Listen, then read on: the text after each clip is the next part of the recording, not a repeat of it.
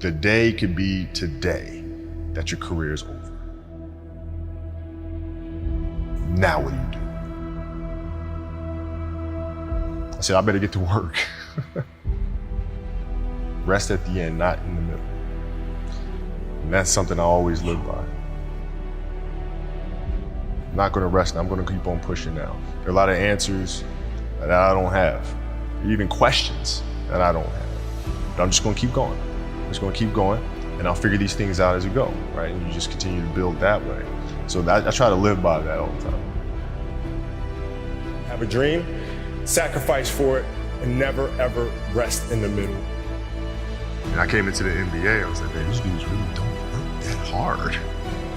One of the things I would do is, while everybody would be at the cafeteria work, eating and doing all sort of stuff, I just go back to the job. How can I show you that, no, I have the edge? Well, you do it through training, right? So when I get up in the morning, my daughter goes with me. 4 a.m.? 4 a.m. My 15-year-old goes with me. She goes with me before school, and it becomes a daddy-daughter thing. That's cool. Through that process, she understands the value of hard work. And so it's through those behaviors is where I find the motivation to do it. I think the definition of greatness is to inspire the people next to you. I think that's what greatness is or should be. It's not something that lives and dies with one person. It's how can you inspire a person to then in turn inspire another person, that then inspires another person. And that's how you create something that I think lasts forever. It's not sit around and it's all happy-go-lucky type of thing. Your leader, your job is to get the best out of it. You gotta deal with it, face it, learn from it. It's exciting when you win, it's exciting when you lose, because the process should be exactly the same. But the hardest thing is to face that stuff. But what if today is the day that's it, now what do you do?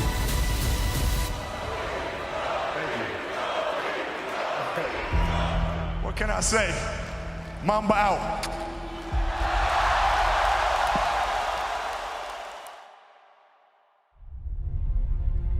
My parents were great. Growing up, they instilled in me the importance of imagination, of curiosity, and understanding that, okay, if you want to accomplish something, I'm not just going to sit here and say, yes, you can do whatever you want.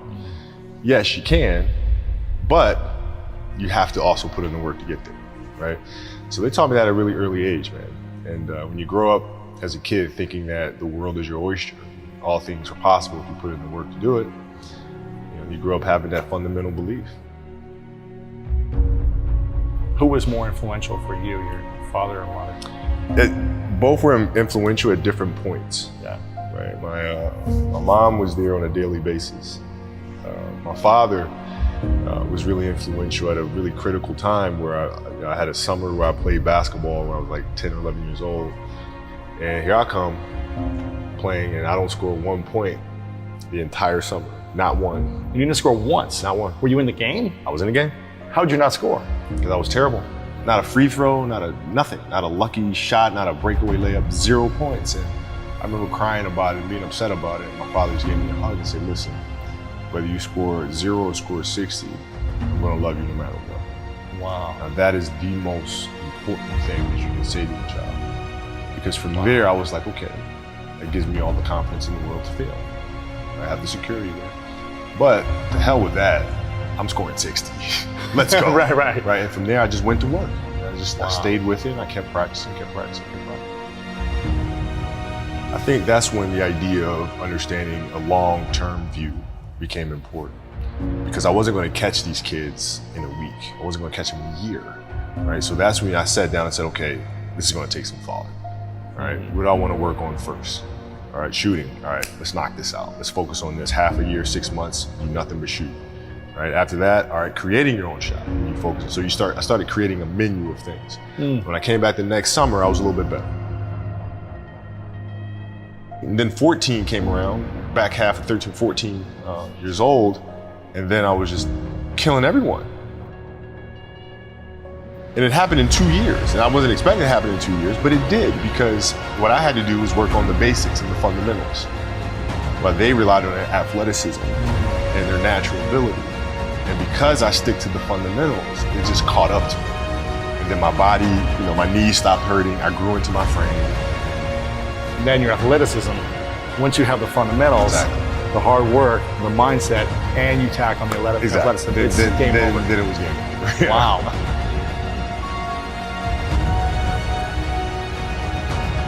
The love of the game, the challenge. Like I would watch Magic play, I'd watch Michael play, and I would see them do these unbelievable things, and I'd say, you know, can I get to that level? I don't know, but let's find out. Let's find out. And so that curiosity to see where I could push this thing led me down that path, I think. With the 13th pick in the 1996 NBA Draft, the Charlotte Hornets select Kobe Bryant from Lower Merion High School in Pennsylvania. Greatness lies ahead for this young man. Well, I learned that you have to work hard and you have to approach the game with a serious mindset. There was a stretch in 03 where Shaq was out with an injury.